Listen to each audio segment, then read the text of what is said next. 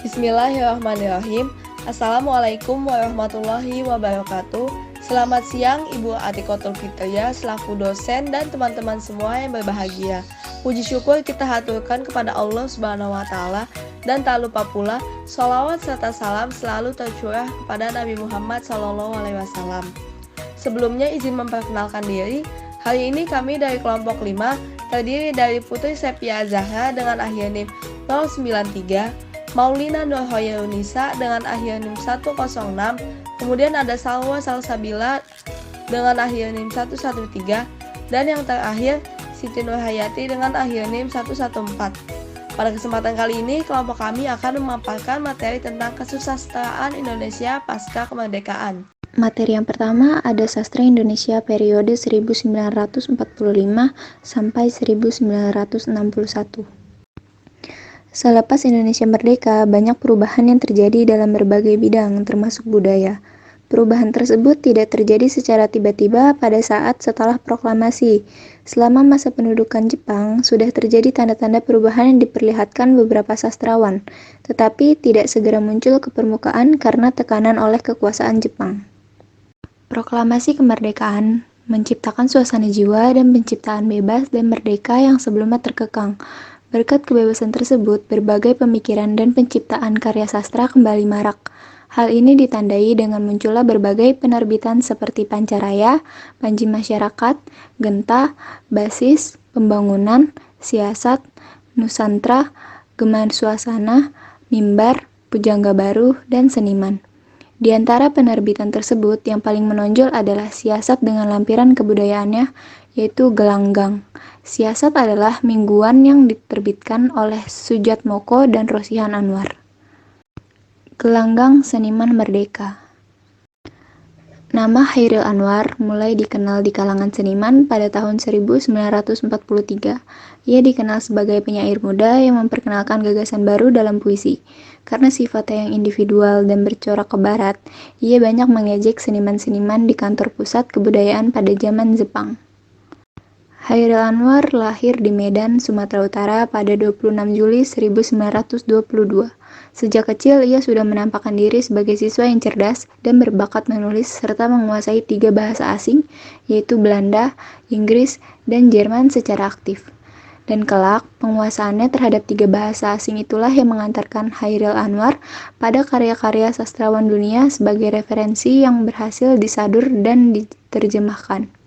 Keberhasilannya menyadur dan menerjemahkan karya puisi atau cerpen Henri Gide, John Steinbeck, Rainer Maria Rilke, dan lain-lain telah menyudutkan Chairil sebagai plagiator, penyadur, atau penerima pengaruh berat dari karya-karya itu. Kepenyairan Chairil ditutup dengan puisi Derai-Derai Cemara. Puisi ini merupakan semacam kesimpulan yang diutarakan dengan sikap yang sudah mengendap, yang sepenuhnya menerima proses perubahan dalam diri manusia yang memisahkannya dari gejolak masa lampau. Chairil sempat bekerja menjadi redaksi majalah Gema Suasana pada tahun 1948. Ia hanya bertahan selama 3 bulan di sana dari Januari sampai dengan Maret. Kemudian keluar dan bekerja di mingguan berita Siasat. Di sana ia menjadi anggota redaksi Ruang Kebudayaan Gelanggang bersama Ida Nasution, Asrul Sani, dan Rifai Apin. Dia salah seorang pemikir yang memberi kontribusi pada lahirnya Surat Kepercayaan Gelanggang. Selepas merdeka, ia banyak mengumumkan puisi-puisi yang menurut Adjie Rosidi memberikan sesuatu yang baru dan bernilai tinggi. Sajak-sajaknya tidak seperti sajak Amir Hamzah, penyair yang berasal dari generasi sebelumnya yang dikenal sebagai Raja Penyair Pujangga. Pada pertengahan 1942, atas usaha Chairil Anwar bertemulah sejumlah seniman antara lain Asrul Sani, Baharudin, Basuki Rusobowo, Heng Ngatung, Rifai Afin, M. Akbar Juhana, Mokhtar Apin, dan Muhammad Balfas untuk merealisasikan pendirian Perkumpulan Kebudayaan atau Kunskring Gelanggang Seniman Merdeka. Pada 19 November 1948 lahirlah Preambul Gelanggang. Perkumpulan ini kemudian mengklaim diri sebagai generasi gelanggang yang memiliki rubrik Gelanggang dari majalah Siasat yang dipimpin Rosihan Anwar. Dalam preambul anggaran dasar itu, dinyatakan bahwa generasi gelanggang lahir dari pergolakan roh dan pikiran yang mencipta manusia Indonesia yang hidup. Preambul tersebut dipertegas dengan terbit antologi puisi yang diterbitkan oleh Chairil Anwar, Rifai Afin, dan Asrul Sani yang berjudul Tiga Menguak Takdir pada tahun 1949. Kumpulan puisi tersebut menolak konsep Sultan Takdir Ali Jahbana yang cenderung menatap Barat secara membabi buta. Rosihan Anwar dalam majalah Siasat edisi 9 pada Januari 1949 mengenalkan istilah Angkatan 45 kepada generasi gelanggang tersebut. Nama-nama lain yang ditawarkan sebagai pihak adalah Angkatan Kemerdekaan, Angkatan Chairil Anwar, Angkatan Sesudah Perang, Angkatan Pembebasan, dan Generasi Gelanggang. Konsep kepengarangan mereka dirumuskan dalam surat terbuka yang diberi nama Surat Kepercayaan Gelanggang atau SKG yang disusun oleh Asrul Sani pada 18 Februari 1950, setahun setelah kematian Chairil Anwar. Konsepsi tersebut baru dimuat publikasinya di majalah Siasat 23 Oktober 1950. Publikasi yang muncul setelah 9 bulan dari tanggal yang terdapat pada konsepsi tersebut dapat dianggap pemunculan tersebut sebagai reaksi dari Lekra atau Lembaga Kebudayaan Rakyat pada tanggal 17 Agustus 1950. Menurut Maman Mahayana, ada beberapa alasan munculnya reaksi tersebut. Selain karena perbedaan ideologi atau pandangan terhadap kesenian, gelanggang seniman mereka dengan humanisme universal, sedangkan Lekra berpandangan realisme sosial. Reaksi tersebut muncul karena perkembangan Lekra yang sangat luas, terlebih dengan bergabungnya Basuki Resebowo, Heng Ngatung, dan Rifai Afin yang semuanya termasuk pendiri gelanggang seniman merdeka. Alasan terakhir ialah pernyataan Lekra yang menyatakan bahwa rakyat adalah satu-satunya pencipta kebudayaan. Hal ini seolah-olah sengaja hendak menafikan keberadaan generasi gelanggang yang terkesan elitis. Baik, selanjutnya yaitu Lembaga Kebudayaan Rakyat. Rakyat adalah satu-satunya pencipta kebudayaan dan bahwa pembangunan kebudayaan Indonesia baru hanya dapat dilakukan oleh rakyat. Maka pada 17 Agustus 1950 didirikan Lembaga Kebudayaan Rakyat, disingkat Lekra. Berdirinya Lekra tak dapat dilepaskan dari geliat zaman untuk membangun kebudayaan baru. Sebuah frasa yang masih abstrak saat itu, latar sosial dan kebijakan politik dalam negeri menjadi faktor penentu. Meski Belanda sudah hengkang, anasir-anasir kontra-revolusi dan pesimisme pasca kemerdekaan membuat tak sedikit masyarakat skeptis akan masa depan negara yang baru berusia 5 tahun ini. Lembaga Kebudayaan Rakyat terlahir dari buayan perjuangan pemerdekaan diri sebagai objek di tengah pergaulan antar bangsa, sekaligus perjuangan pencarian diri sebagai subjek di tengah pergaulan antar bangsa. Kata rakyat yang menjadi pokok bagi kata lembaga dan kebudayaan yang mendahuluinya, tentu saja yang dimaksud ialah bangsa Indonesia. Kemerdekaan Indonesia belum sepenuhnya tercapai dalam membebaskan rakyat dari penderitaan. Sikap rakyat yang merasa terbelakang dan tertindas serta takut akan perubahan merupakan dampak dari kolonialisme bangsa asing. Lekra menolak semua pengaruh kebudayaan Barat yang masuk baik melalui buku-buku, musik, dan film, sebagian bagian dari sikap anti-imperialisme dan neokolonialisme. Revolusi Agustus 1945 membuktikan bahwa pahlawan di dalam peristiwa bersejarah ini, seperti halnya di dalam seluruh sejarah bangsa kita, tiada lain adalah rakyat. Rakyat Indonesia dewasa ini adalah semua golongan di dalam masyarakat yang menentang penjajahan.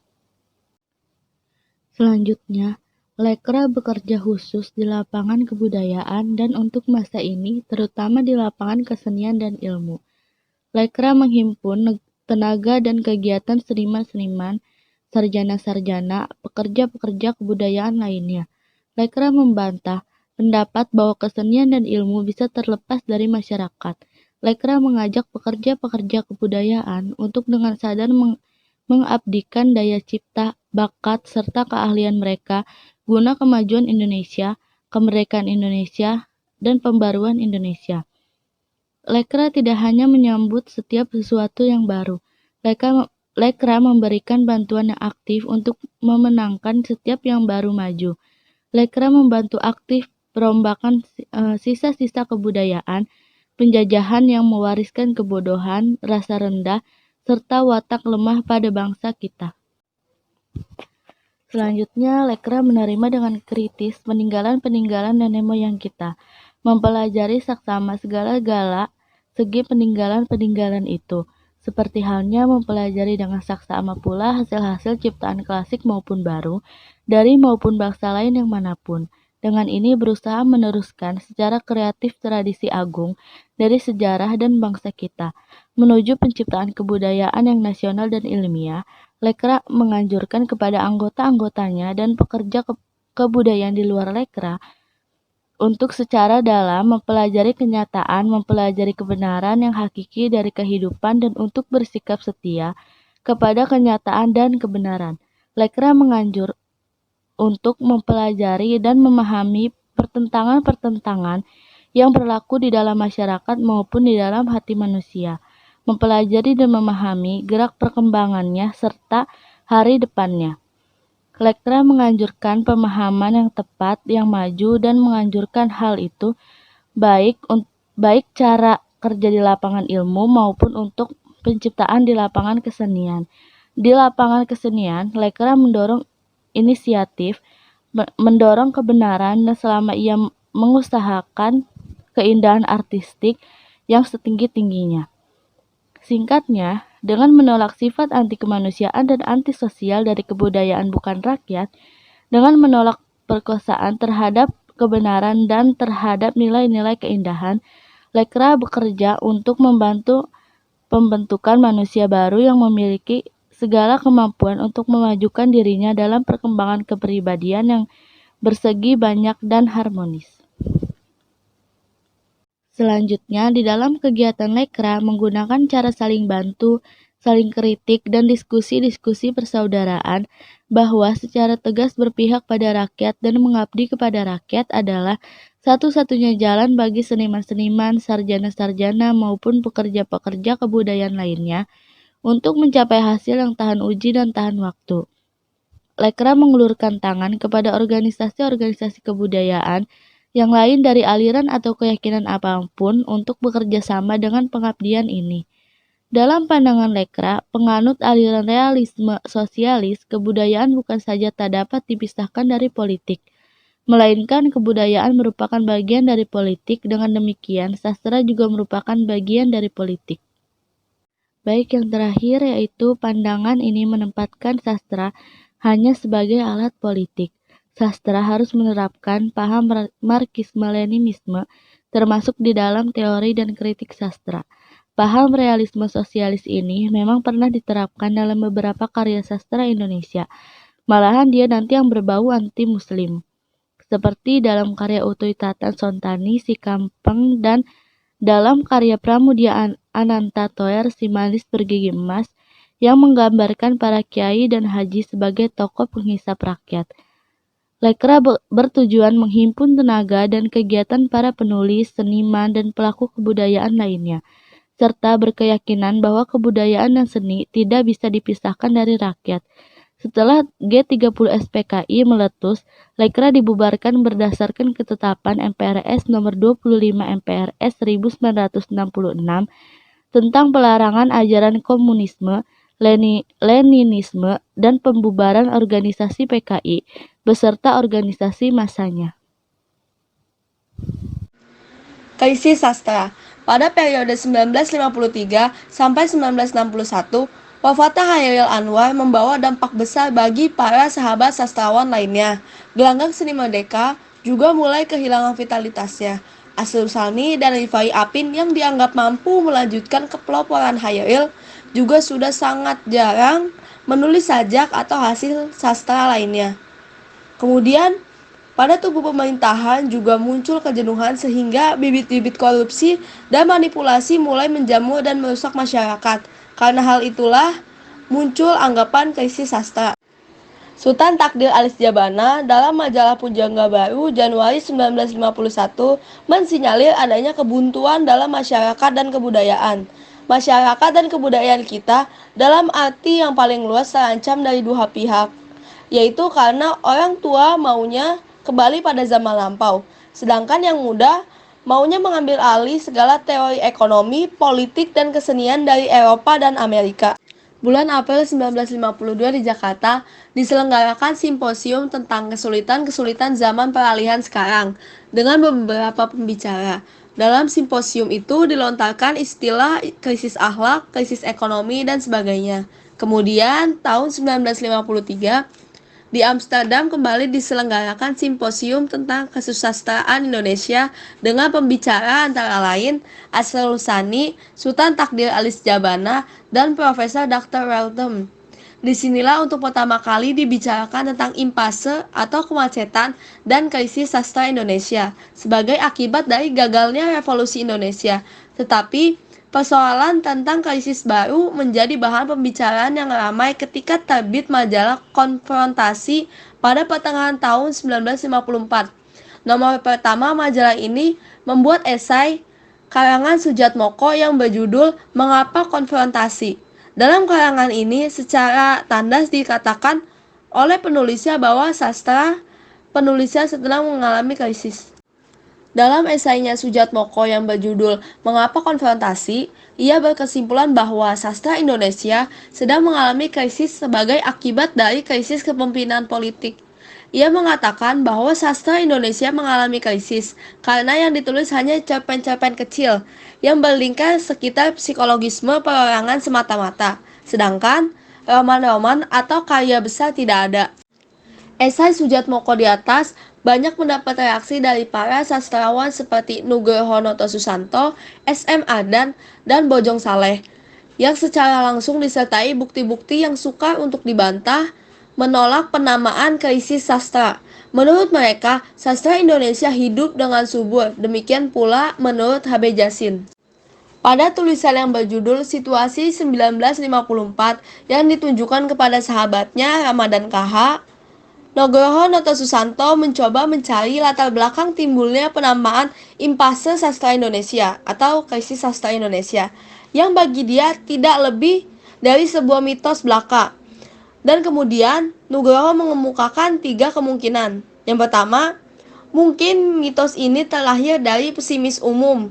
Artinya, pesimisme orang-orang tentang zaman sesudah pemulihan kedaulatan. Pesimisme itu di satu pihak dikandung oleh mereka yang hidupnya pada zaman federal lebih enak, dan di pihak lain dikandung oleh mereka yang pada waktu itu hidup sulit. Pada zaman revolusi punya impian-impian yang indah dan muluk tentang zaman sesudah perang kolonial. Kemungkinan yang kedua menurut Nugroho ialah bahwa golongan old cracks di kalangan sastrawan yang pada periode 45 mengalami zaman keemasan, padahal pada periode 50 mulai mengalami kemunduran.